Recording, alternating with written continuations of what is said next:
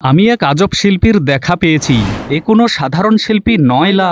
হালকা হালকা body shake, প্রথমে চশমা লাগাই, হেডফোন লাগাই, এই প্রাণীর আজব ছ্যাবলামি শুরু। তার নাম কি? আমি কামরুল হাসান নাজমুল। আমি নাজমুল।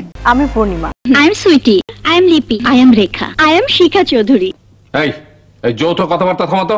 জি আচ্ছা। এই প্রাণীর কিছু গান শুই না মাথা ঘুরছে, শরীর ক্যারামেরা করছে। ও আল্লাহ, তুমি এই আমাদের ক্ষমা করে দিও। ইহা এমনই এক প্রাণী যার একখানা মাইক্রোফোন দিয়ে তার প্রতিভা ভালোভাবে ফুটে ওঠে না, দুই পাশে দুইটা মাইক্রোফোন। আসলে উনি যে একাধারে নিজেরে কি কি দাবি করে শুনলে মাথা ঘুরায়, চোখ উল্টায়। সিঙ্গার, সুপারস্টার, রকস্টার, রাজা, সুপারস্টার, রকস্টার, এই শহরের রাজা। তুই গোবর খা। এই প্রাণীর অবিশ্বাস্য একটা প্রতিভা আছে। কি সেটা? যদি এমন হয় ফোনে কারো সাথে কথা বলছি, শব্দ না করে মনে মনে কথা বলছি, তবুও অপর প্রান্তের মানুষটি যদি শুনতে পায় তাহলে কেমন হয়? অসম্ভব। কিন্তু এই প্রাণীর কাছে সবই সম্ভব। মানুষ এতটা ক্রিঞ্জি হয় কি করে ভাই? মনটাকে বুঝলি না। এ তো পুরা ট্রমাটাইজড। এই বডি ঝাঁকানোটা যেন তার টার্ন অন মুড। বডি ঝাঁকি দিবে, টার্ন অন হয়ে যাবে। এটা হতেই পারে। ঠিক আছে, হতেই পারে, কিন্তু সে মুখ না খুলেই মনে মনে গান করলেও মানুষ শুনতে পায়। এইটাও সম্ভব। হ্যাঁ। এতগুলো আদর দিছি তো। চোখে পিকিউলিয়ার চশমা লাগায়, বডি হালকা ঝাঁকি দেয়, আর সে নিজেকে বলে সুপারস্টার, রকস্টার, আর এই শহরের রাজা। আমি রকস্টার, আমি সুপারস্টার। আবার ঘুরে ঘুরে সেম কথা। ভাই আপনি সুপারস্টার না সুইপারস্টার নাকি সুপার স্ট্যাচু আমার বোঝা হয়ে গেছে। মুখ বন্ধ সুপারস্টার। কেউ মানুক আর না মানুক, আমি সুপারস্টার। পারলে ঠেকাও। আমার মনে হয় এইগুলো সব অটো টিউন। ওনার রিয়েল ভয়েস খুবই বাজে।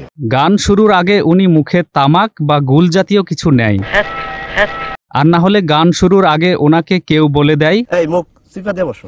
আর এই প্রাণী এত বিদেশি নিচে কই পায়? কোটিপতি পলা, আমি কোটিপতি পলা। ও আচ্ছা, আমি তো ভুলেই গেছিলাম সে কোটিপতি পলা। কামরুল ভাই, মনে করিয়ে দেওয়ার জন্য ধন্যবাদ। ঠিক আছে ঠিক আছে। আপনি যে কোটিপতি বুঝবো কেমনে? বাড়ি গাড়ি টাকা পয়সা কিছুর অভাব না। আচ্ছা, এই প্রাণীর গান শুই না এক নারীর রিয়াকশন ছিল এমন।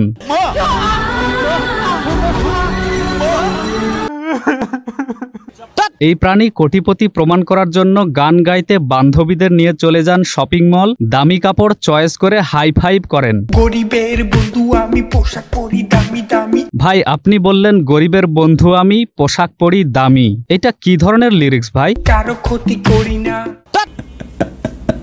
কিন্তু সারা মার্কেট ঘুরেও একটা সুতাও কিনতে দেখলাম না। আমি সবকিছু পরিষ্কার দেখেছি। আমার মনে হয় সে ফাপড় নিচ্ছে। ভাইয়ের পকেটে কোনো টাকা নেই। টাকা পয়সা কিছুর অভাব নাই। টাকা ছাড়া মাথা ঘুরে, ডলার দেখে চোখ জোড়া।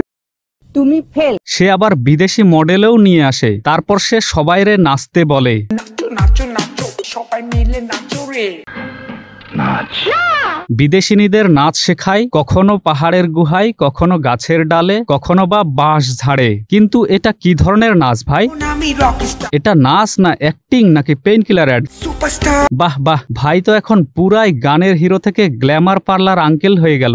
একদিকে গান বাজছে, অন্যদিকে নাচ চলছে, আর হঠাৎ করেই ভাইয়ের মনে হলো মেকআপ আর্টিস্ট না হলে কি আর সুপারস্টার হওয়া যায়? সুপারস্টার তো এখনো তার আসল পাওয়ার দেখাননি। মাঝে মাঝে কি সব উদ্ভট সাউন্ড করেন।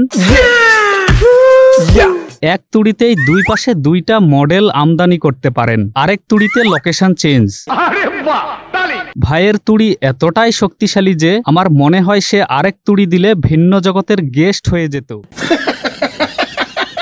যাই হোক, ভিডিও ভালো লাগলে লাইক করুন, শেয়ার করুন, আর নতুন ভিডিও দেখতে চাইলে সাবস্ক্রাইব করুন। লজ্জা করলো না বলতে?